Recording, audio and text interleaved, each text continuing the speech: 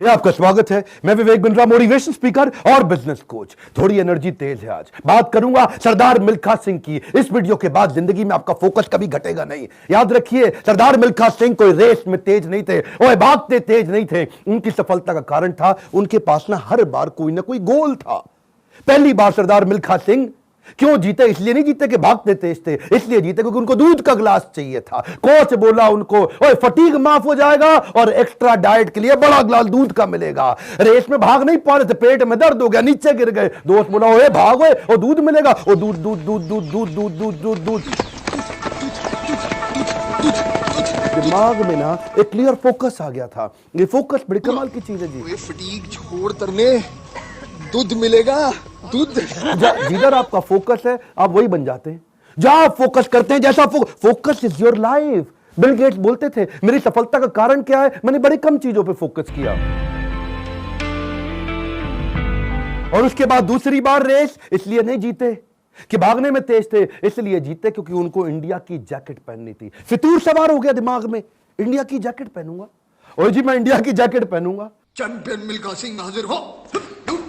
थप्पड़ खाया इस चक्कर में, बेइज्जती सही इस चक्कर में। बाद में कई लोगों ने उनको पीटा भी, घपाव में घाव हो गए। सबने मना किया, रेस में मत भाग, लेकिन इंडिया की जैकेट, इंडिया की जैकेट। दिमाग में फितूर सवार हो गया, इंडिया की जैकेट चाहिए। त्रासदी ये नहीं कि आप गोल अचीव नहीं कर पाए, आपसे बात कर रहा हूं। आपकी जिंदगी की त्रासदी ये नहीं है कि आप गोल नहीं अचीव कर पाए। आपकी जिंदगी की त्रासदी तो यह है कि आप कभी गोल ही नहीं बना पाए। सरदार मिल्खा सिंह हर बार जीते थे क्योंकि दिमाग में गोल क्लियर हो गया था। तीसरी बार फिर रेस कब जीते वो जानते हैं? पाकिस्तान में हरा करके आए थे रेस वो। वो क्यों जीते जानते हैं? 45.9 का गोल उनके कोच ने उनको लिख के दे दिया था। उसके बाद ऑस्ट्रेलिया में क्योंकि बेइज्जती करा के आए थे, वहां हार गए थे वो रेस में। उस हार के बाद 45.9 दिमाग में छाप लिया। कोच ने कागज पे लिख के दे दिया एयर इंडिया के 45.9।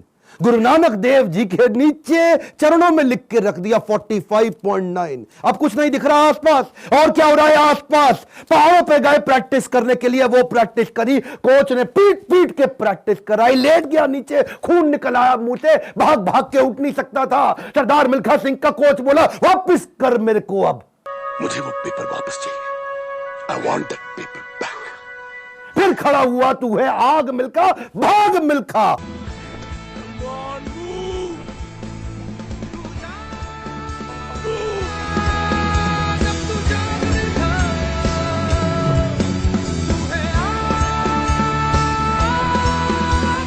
मेरा आपसे क्वेश्चन है, आपका 45.9 क्या है? इस वीडियो को ऐसे नहीं सुनना, लिखो, अभी लिखो। ये आपसे बोल रहा हूं, आपसे। फायदा नहीं, क्यों टाइम वेस्ट कर रहे हो अपना? अगर अपना 45.9 डिसाइड नहीं किया, मेरा अपना डिसाइड हो चुका है, मैं कर चुका हूं। आपसे पूछ रहा हूं, कैसे अरुणिमा सिन्हा माउंट एवरेस्ट पार कर गई? 8848 8848 की हाइट उसको पार करनी थी। इसका 45.9 सेकंड क्लियर था। आपका गोल क्या है? हर बार वो रेस ऐसे ही जीता। पाकिस्तान में भी जब रेस हरा के आया ना, तो उसके मन में लक्ष्य था कि मेरे नाम पे एक दिन देश में छुट्टी होनी चाहिए। अपनी गर्लफ्रेंड को प्रॉमिस किया था उसने। तू देखना बीरो, एक दिन तेरे मिल्खा के नाम पे भी छुट्टी होगी। वो गोल क्लियर हो गया ना दिमाग में, है जी। पाकिस्तान में जाकर के हरा करके, और ऐसा हराया, फ्लाइंग सिख का नाम पड़ा उसका। अब मिल्खा सिंह का दूसरा लेसन पकड़ते हैं, आइडेंटिफिकेशन ऑफ डिस्ट्रैक्शन। ऑस्ट्रेलिया में प्री क्वालिफाइंग रेस में हार गया था। जानते हैं क्यों? क्योंकि ऑस्ट्रेलिया पहली बार गया था, गोरी गोरी मेमे देखी थी, डिस्ट्रैक्शन हो गया। उसको शाम को पार्टी में ले गए और वहां पे गाना गाने लगे, वुलमुल वुलमुल वॉन्डर, वुलमुल वुलमुल ओए।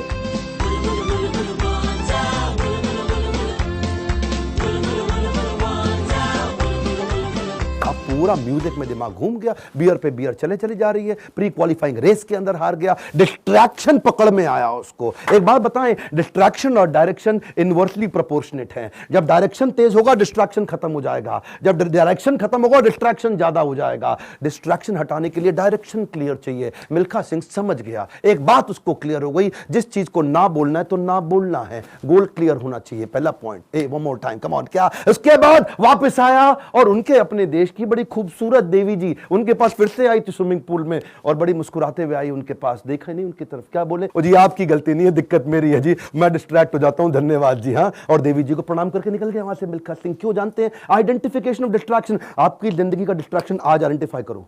इस वीडियो को देख के टाइम वेस्ट नहीं करना, लिखना है, लिखिए। कम ऑन आपसे बोल रहा हूं, आज लिख लो डिस्ट्रैक्शन क्या है। आज बड़ा डिसीजन लेना है आपको।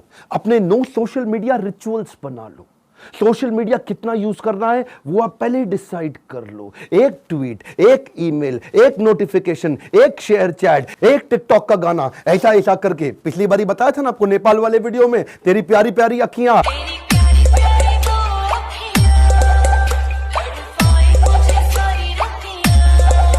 उसी चक्कर में कई घंटों निकल गए, हाथ से पूरा टाइम छीन करके ले जाएगा आपका वो डिस्ट्रैक्शन। इस डिस्ट्रैक्शन को आइडेंटिफाई करो, अपने आप को डिसिप्लिन बिल्ड करने के लिए नियम बना लो, कुछ नियम बना लो। सोशल मीडिया दिन में केवल 15 मिनट, शाम को 8 बजे के बाद मोबाइल कभी छूंगा ही नहीं, सुबह 9 बजे से पहले केवल अपने ऊपर काम करूंगा, अपने आप को ट्रेन करूंगा, मोबाइल को टच भी नहीं करने वाला। आप मोबाइल को लेकर के डीएनडी लगा दो, डू नॉट डिस्टर्ब लगा दो, एयरप्लेन मोड का डिसिप्लिन ले आओ, एयरप्लेन मोड को प्रैक्टिस करो। दिन में कोशिश करो 24 में से 16 घंटे एयरप्लेन मोड।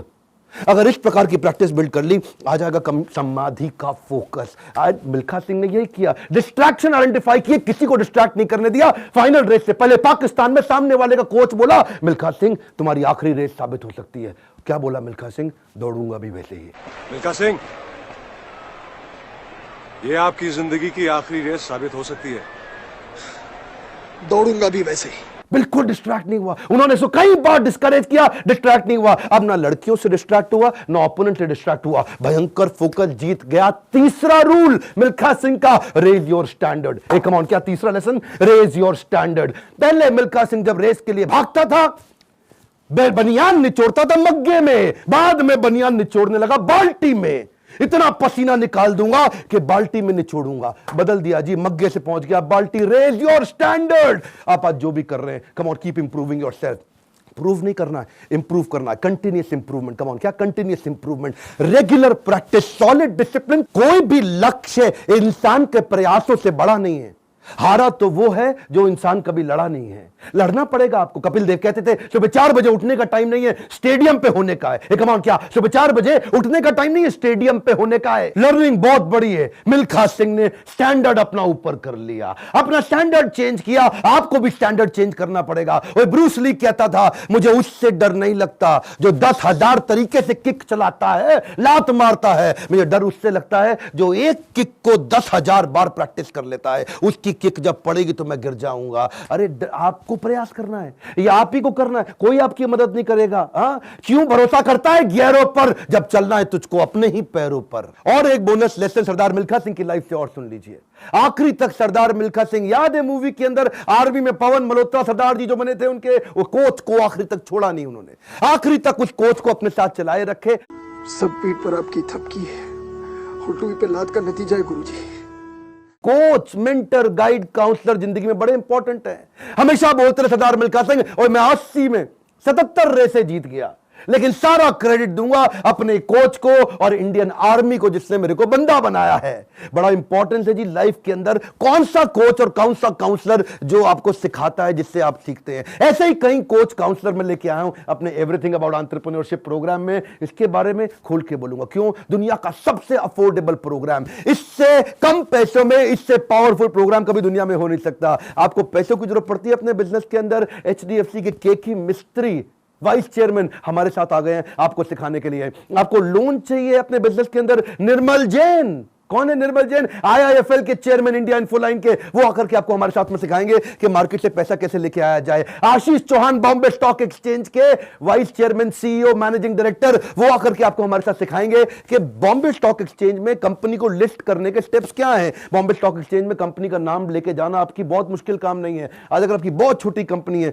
2 करोड़ का भी टर्नओवर है, 50 लाख का भी टर्नओवर है, तो भी आप लिस्टिंग कर सकते हैं। SME लिस्टिंग की ऑप्शन आ गई है। रिदम देसाई, मॉर्गन स्टैनले के मैनेजिंग डायरेक्टर हमारे साथ आ गए कि कौन से देश के अंदर बिजनेस करना आसान है। आपको आकर के कोचिंग देंगे। मैं सारे नाम लूंगा, वीडियो लंबा हो जाएगा। बहुत बड़ी लिस्ट हो गई है हमारे साथ। अब देश भर के हम लोग पावरफुल अरबपतियों को अपने साथ में लेके आए हैं जो आपको कोचिंग देंगे। स्टूडेंट्स के लिए 750 रुपए महीना, एंटरप्रेन्योर्स के लिए 1500 रुपए महीना। एक रिक्वेस्ट और करूंगा, सरदार मिल्खा सिंह की ये लाइफ बहुत इंस्पिरेशनल है। मैं चाहता हूं सरदार मिल्खा सिंह जिसको लोग भुला चुके हैं, उनका वीडियो शेयर करिए पूरे देश के अंदर। कई मिल्खा सिंह खड़े हो जाएंगे। हमें बिजनेस में भी मिल्खा सिंह चाहिए। पहला रूल गोल चाहिए, दूसरा रूल डिस्ट्रैक्शन हटा दो, तीसरा रूल अपने स्टैंडर्ड बड़े कर दो, और चौथा रूल कोच बड़ा जरूरी है। हमारे साथ जुड़े रहने के लिए, वीडियोस को लाइक करने के लिए, चैनल को सब्सक्राइब करके बेल आइकॉन हिट करने के लिए, नीचे अपनी रिक्वायरमेंट देते रहने के लिए आप सबका प्रेम पूर्वक मुस्कुराहट के साथ बहुत बहुत धन्यवाद।